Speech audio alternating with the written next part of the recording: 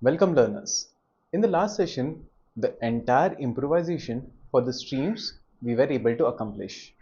Now, in this session, we're going to discuss in details about the display task stream, especially the user experience of it.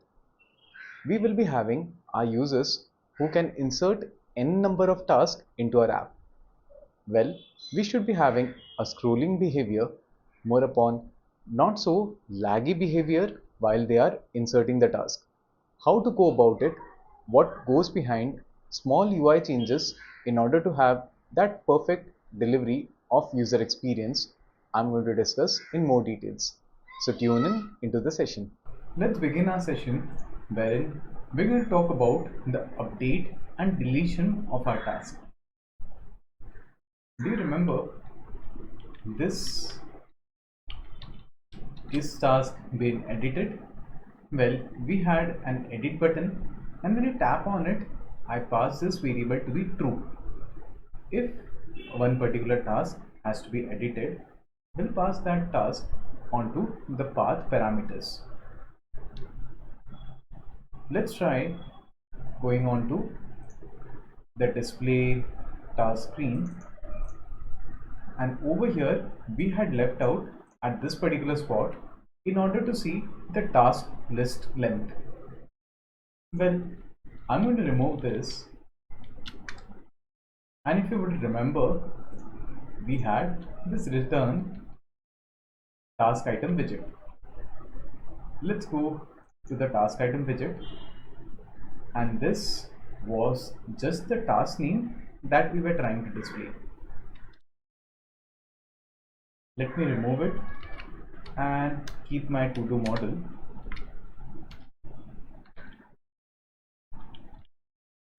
And I'll put over here my to-do model. Next, this task name now shall be displayed from my to-do model. Basically, instead of task name, I have renamed that variable to task description. Now, I'll go over here, task item widget,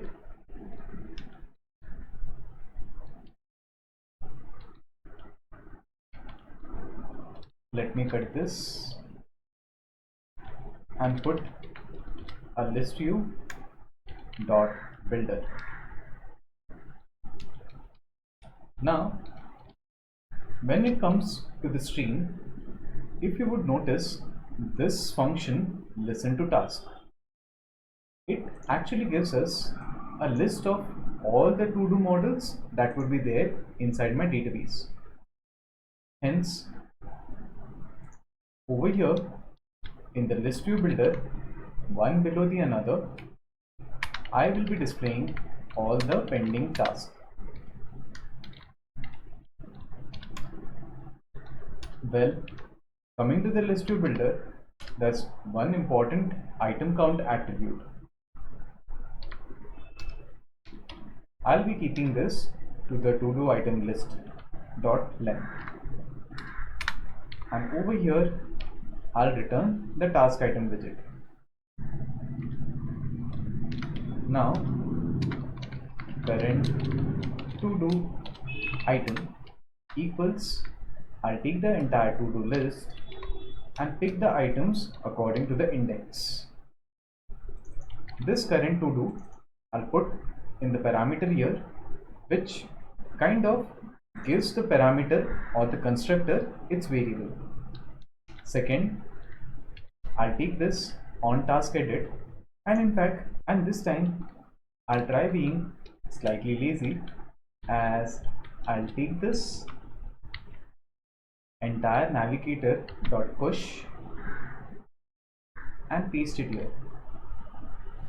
Now it tells me user wants to edit, but I know that things have now changed and I would be having the entire modification being done.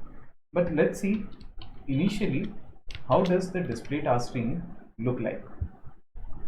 See, here I am doing a hot reload and it says that this particular let me just comment this part wherein I was trying to attempt on deleting one particular task. Well, all of this is history and we have moved on to the NoSQL storage. Now, I don't see any red underlines. I am free to use my entire NoSQL storage to display it on the screen. So here's my app. Preparing food and learning about the ISAR plugin. Next, I'm going to remove the hard coding for this at my task item widget. So let me remove this, take the to do model dot duration and it says the time of the day as 01:15. Next, even this number 1 shall be removed and I'll be replacing the priority value from my to do model. Well, in this case, I had all the items with priority number 1. Let me try creating one more with some different priority. For example, watching a movie. I'll set the priority to number 4 and I'll pick my time to be in the evening 8:30 p.m.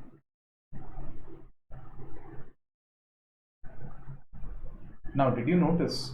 Watch a movie and it came out with the priority number 4, which makes my entire display task screen to be dynamic. What I'll next to do is, in order to add a bit amount of UI effect,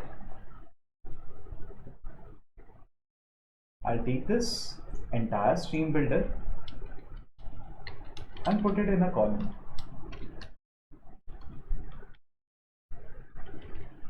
Well, what I intend to do is displaying my logo.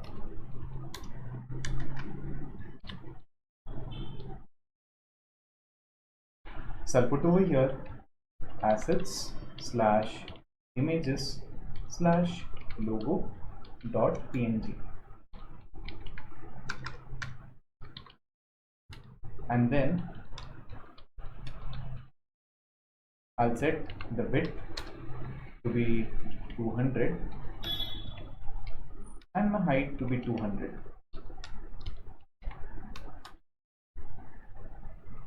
In between the image and the list of tasks, I'll put a separation of 20 pixels. Upon hot reload, I get to see this particular thing, but wait, my entire list just got wiped out. Well, why is that the case? This is because a column is on the y-axis. In fact, the ListView.builder is also on the y-axis. Hence, the ListViewBuilder now has to use this shrink wrap property,